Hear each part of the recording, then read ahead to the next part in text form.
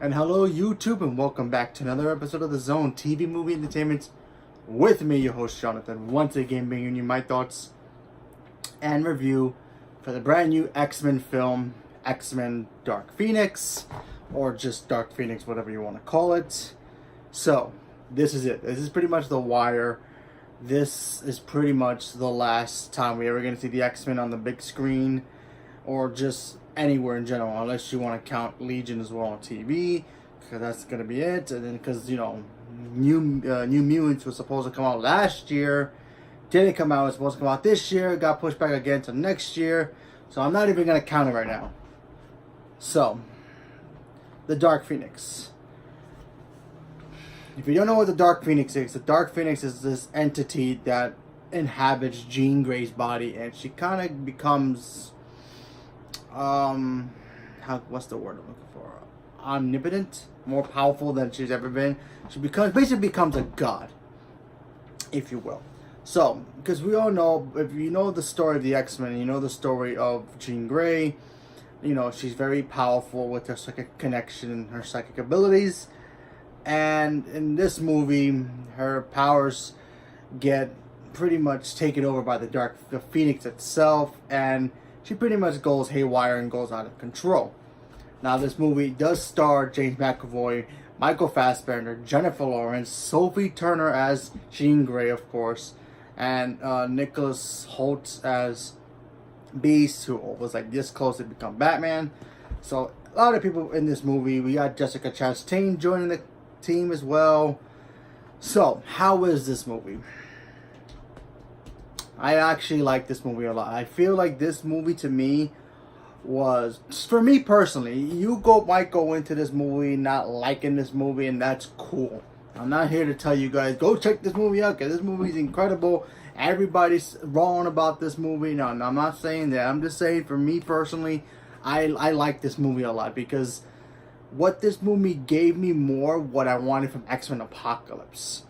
X-Men Apocalypse, I like that movie, but I really wish it has more moments of them fighting Apocalypse. This movie, you got to see more of the X-Men teaming up and fighting Phoenix, and we got to see that, and see other moments in this movie that's really, hard for me to talk about without spoiling anything, because yeah, I might do a spoiler review for this, but not until like next week. Okay, so let's talk about Sophie Turner as the Dark Phoenix, or just Phoenix. She's great. She's a good actress. I'm not a big fan of Game of Thrones. I've seen a couple episodes. It was never for me. I never really got into it. I saw, the couple first seasons with her. I was like, oh, she's pretty cute and she's a good actress. Sure, why not? And then when she became a part of the First Class, I was like, okay, she's not bad as Jean Grey. She's not bad.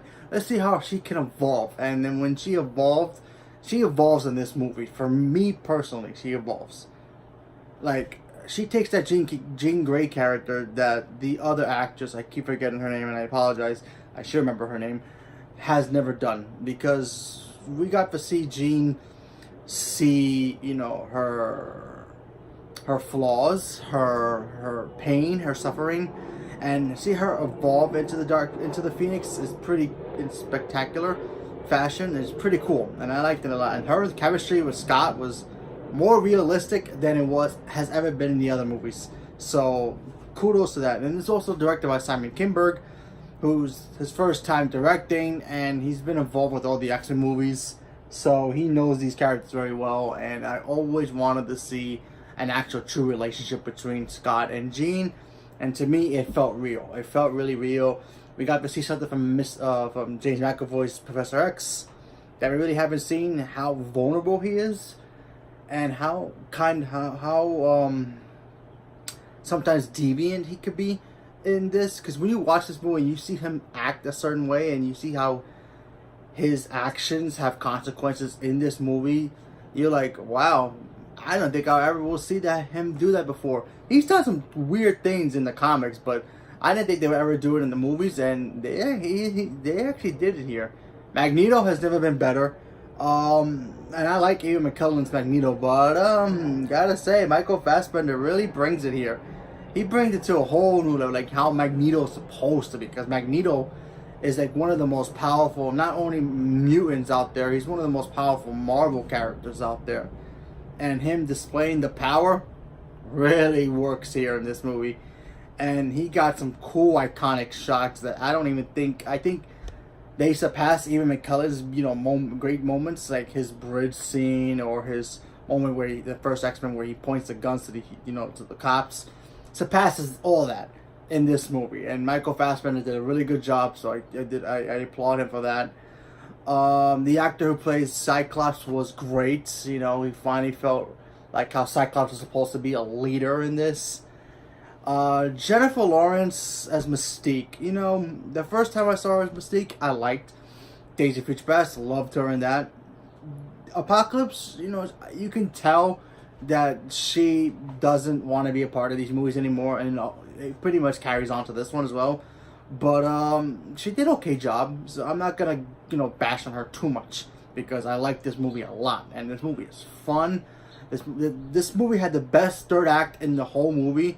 And I heard they kind of reshot the third act, so I'm kind of glad this is part of the third act now because this scene was insane.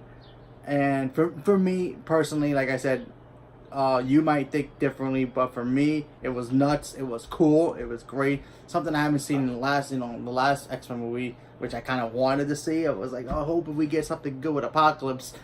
This one blows it out of the water in so many different levels. And I only seen this movie once.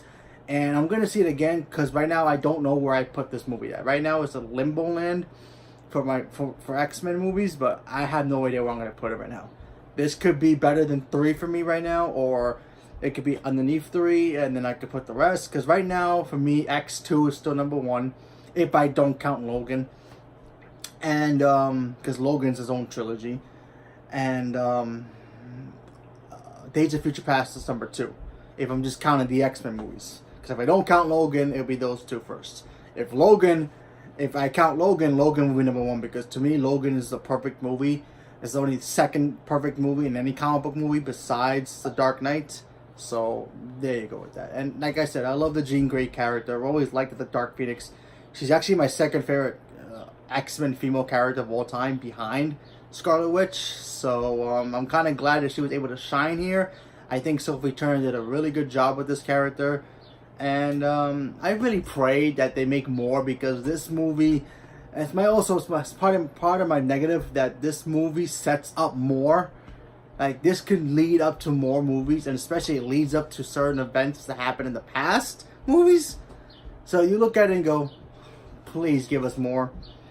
But we're just gonna have to wait and see what happens. But yeah, like I said, I like this movie a lot. I think it was great.